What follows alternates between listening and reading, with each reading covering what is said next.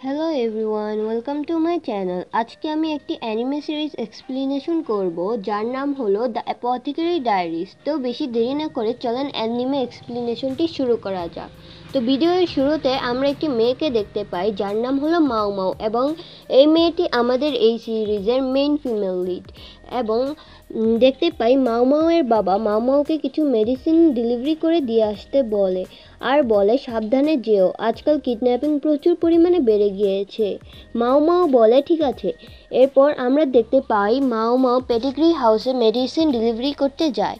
সেখানে আমরা একজন লোককে দেখতে পাই যে সেখানে একটি মেয়েকে দেখে বলে এই মেয়েটি নিশ্চয়ই পেডিগ্রি হাউসের 3জন প্রিন্সেসের মধ্যে একজন। এটা শুনে বুড়ো মহিলাটা বলে মজা করতে চাইলে টাকা বের করো। এরপর আমরা দেখতে পাই মাও মাও পেডিগ্রি হাউসের একটি রুমে গিয়ে তার হাতের এক্সপেরিমেন্টগুলো চেক করছিল। তখনই পেরেন্ট এসে বলে মাও মাও তুমি আবার হাতে এই অবস্থা করে নিয়েছো। মাও মাও বলে হ্যাঁ, আমার এমন এক্সপেরিমেন্ট চলতেই থাকে। এরপর ওই বুড়ো মহিলাটা আসে এবং মাও মাওকে বলে এই উল্টাপাল্টা এক্সপেরিমেন্ট করে তুমি আমাদের এখানে আবার কোনো ব্লাস্ট করিয়ে দিও না, আর বলে তুমি আমার এখানে সদস্য হয়ে যাও। এটা শুনে মামু তাড়াতাড়ি বলে যে আমার ডেলিভারি দেওয়া হয়ে গিয়েছে, আমি বাসায় চলে যাচ্ছি, আর রওনা হয়ে যায় বাসায় যাওয়ার জন্য। বাসায় যাওয়ার রাস্তায় মামু বলতে থাকে এই বুড়ো মহিলাটা সবসময় আমার খারাপই চায়। যাওয়ার সময় ও রাস্তায় ওষুধ বানাতে কাজে লাগার মতো কিছু ঘাস দেখতে পায়। ওগুলো যেই নিতে যাবে তখন 3জন কিডন্যাপার এসে ওকে কিডন্যাপ করে নিয়ে যায়। মাও মাও বলে বাসায় না যেতে পারলে ড্যাড এবার অনেক চিন্তায় পড়ে যাবে। এর পরের সিনে আমরা একটি চীনী শাহী দরবার দেখতে পাই যেখানে লেডি লিঙ্গুয়া নামের রাজার এক মিস্ট্রেস একটি ছেলে সন্তানের জন্ম দেয়, এবং লেডি গিয়োকু নামের আরেক মিস্ট্রেস একটি মেয়ে সন্তানের জন্ম দেয়। এর 3 মাস পর আমরা মাও মাওকে দেখতে পাই যাকে কিডন্যাপার্সরা কিডন্যাপ করে ওই চীনী শাহী দরবারে বিক্রি করে দিয়েছিল, আর ওইখানে মাও মাওকে কাজের মেয়ে হিসেবে রাখা হয়। এরপর মাও মাও বলে জানি না আমাকে উঠিয়ে আনা হয়েছে নাকি বিক্রি করে দেওয়া হয়েছে, তবে এই রাজপ্রাসাদের মধ্যে এবং ওই পেডিগ্রি হাউসের মধ্যে তেমন কোনো তফাৎ নেই। যদি আমার ইচ্ছায় হতো তাহলে আমি কখনোই এই রাজপ্রাসাদে আসতাম না, তবে লাইফে তো আর সবসময় সবকিছু নিজের ইচ্ছা মতো হয় না। অ্যাপথেকেরি হিসেবে আমার লাইফ ভালোই ছিল। এটা রাজাদের সেই জায়গা যেখানে মহিলারা শুধু রাজাদের সন্তানকে জন্ম দেয়। রাজা এবং তার ফ্যামিলির সদস্য ছাড়া কোনো প্রকার ছেলেদের এখানে আসা নিষেধ, আর এখানে শুধু হিজড়ারা আসতে পারে যারা হয়তো আগে কোনো এক সময় ছেলে ছিল তবে হিজড়া হয়ে গিয়েছে পরে। এখানে 2000 মিস্ট্রেস, তাদের কাজের লোক এবং 1000 হিজড়ারা থাকে। হাই, লো এবং মিড মিস্ট্রেসের থেকে একদমই আলাদা হলো সার্ভিং গার্লসরা, মানে যেটা হলো মাও মাও। এখানে তাদের কোনো মূল্য নেই, তাদের যদি কোনো ভুল হয় এর জন্য তাদের মৃত্যুদণ্ডও হতে পারে।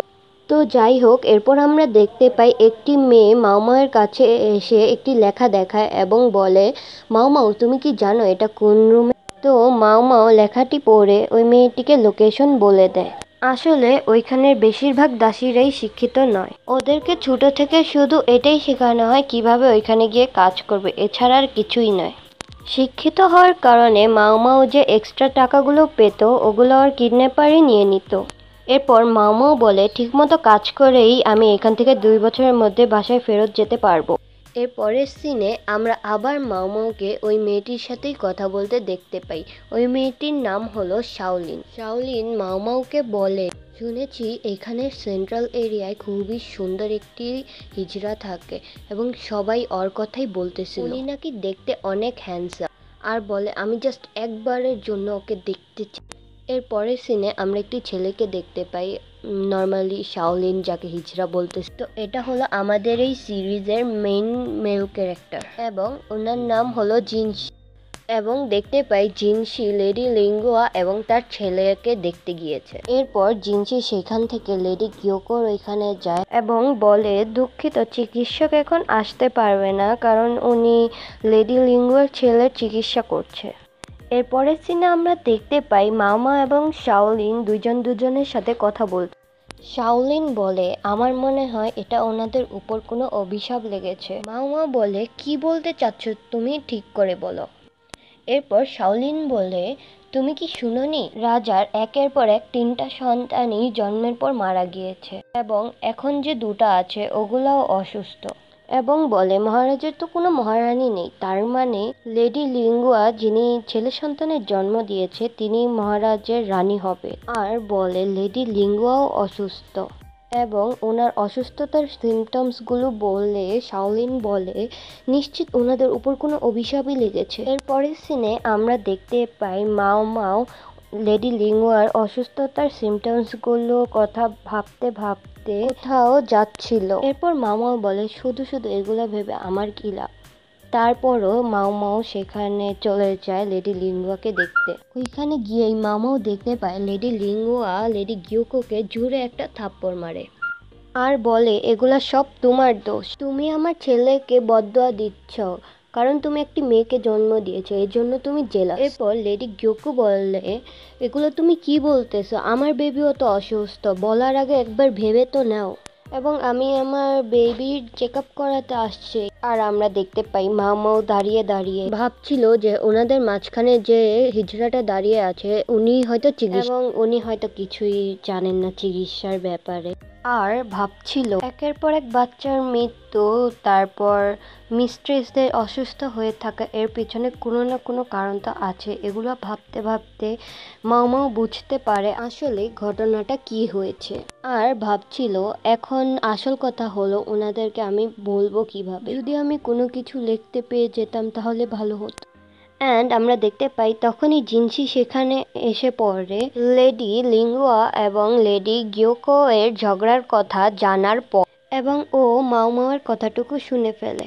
এরপরের সিনে আমরা দেখতে পাই লেডি লিঙ্গুয়া এর ছেলে বেবিটা মারা যায় এবং লেডি লিঙ্গুয়া প্রচুর কান্না করে। এরপর আমরা দেখতে পাই মাও এবং আশেপাশের সব মেয়েরা সেখানে কেউ মারা গেলে তার ট্রেডিশন হিসেবে কোমরে একটা কালো কালার কাপড় বা বেল্ট যাই হোক বাঁধে। আমরা দেখতে পাই মাও কিছুটা স্যাড, কারণ প্রিন্স মারা গিয়ে 1 মাসও হয়নি, সবকিছু একদম আগের মতো নর্মাল হয়ে গিয়েছে। এরপরের সিনে আমরা দেখতে পাই জিনসি লেডি গিয়োকোর ওইখানে যায় এবং লেডি গিয়োকো জিনসিকে একটি কাপড়ের ভিতরে লেখা একটি নোট দেখায়, যেটা সে ক্রিস্টাল প্যাভিলিয়নে তার মেয়েকে চেক আপ করাতে নিয়ে যাওয়ার পর পায়, যেখানে লেখা ছিল সাদা পাউডার হলো বিষ, ভুলেও বাচ্চাকে ছুঁতে দিয়েন না। জিনসি বলে আমার মনে হয় আমাদের এখানে চিকিৎসকেরও এ সম্পর্কে কোনো ধারণা নেই, তাহলে এই বার্তাটা পাঠিয়েছে কে? এরপর লেডি গিয়োকো বলে যেভাবেই হোক ওকে খুঁজে বের করো।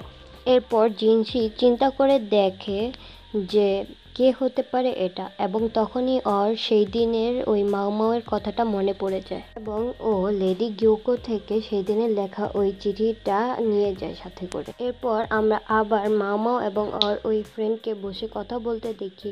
তখনই ওইখানে এক লোক এসে ওদের বলে যে জিনসি ওইখানে সকল সার্ভিংস গার্লদেরকে ওর ওইখানে যেতে বলেছে। ওইখানে যাওয়ার পর যখন সবাই দাঁড়িয়ে ছিল তখন জিনসি বসে একটা কাগজে কিছু একটা লেখে এবং সবার সামনে দেখায়। ওটা দেখার পর মাও শকড হয়ে যায়। এরপর জিনসি বুঝে যায় যে সেটা মাওই ছিল, কারণ একমাত্র মাওই পড়ালেখা জানতো সেখানে। এরপর জিনসি বাকি সবাইকে সেখান থেকে চলে যেতে বলে। এটা দেখে মাও তো পুরোই চিন্তায় পড়ে যায়। মাও ভয়ে সেখান থেকে চলে যেতে নেয়। তখনই জিনসি বলে যে আরে দাঁড়াও তো, তোমার সাথে কিছু কথা আছে, চুপচাপ আমার পিছে পিছে আসো।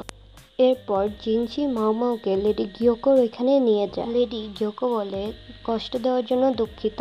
এরপর মাও বলে আরে না, এটা তো আমার দায়িত্ব। এরপর লেডি গিয়োকো বলে আচ্ছা তাহলে সেটা তুমিই ছিলে, আমার বেবির জান বাঁচানোর জন্য তোমাকে মন থেকে ধন্যবাদ। এরপর মাও বলে আরে না, আমাকে ধন্যবাদ বলবেন না, আমি এত সম্মানের লায়ক নই। লেডি গিয়োকো বলে তুমি এটা ডিজার্ভ করো, তুমি তো জানো তুমি আমার বাচ্চাকে বাঁচিয়েছ।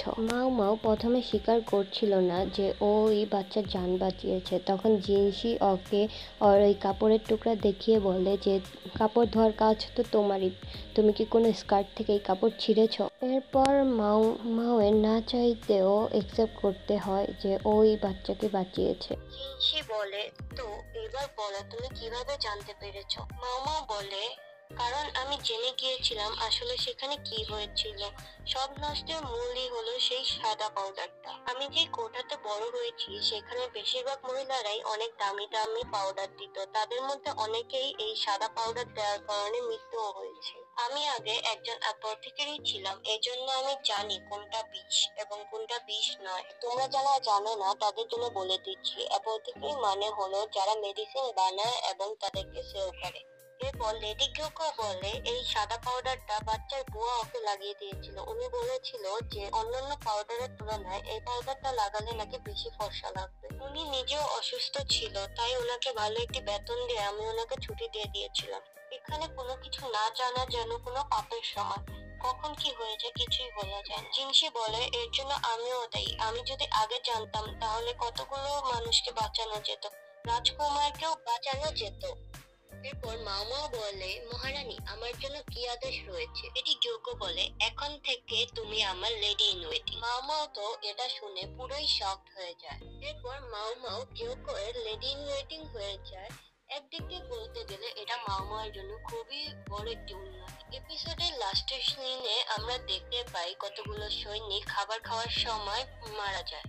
তো আজকের জন্য এই পর্যন্ত। এই ভিডিওটি ভালো লেগে থাকলে আমার চ্যানেলটিকে সাবস্ক্রাইব করে দিন এবং ভিডিওটিকে লাইক করে দিন এবং বলতে ভুলবেন না যে ভিডিওটি কেমন লেগেছে। আর পরবর্তী এপিসোডগুলো এই ভিডিওর ডেসক্রিপশন বক্সে দিয়ে দেওয়া হবে। তো সবাইকে আল্লাহ হাফেজ।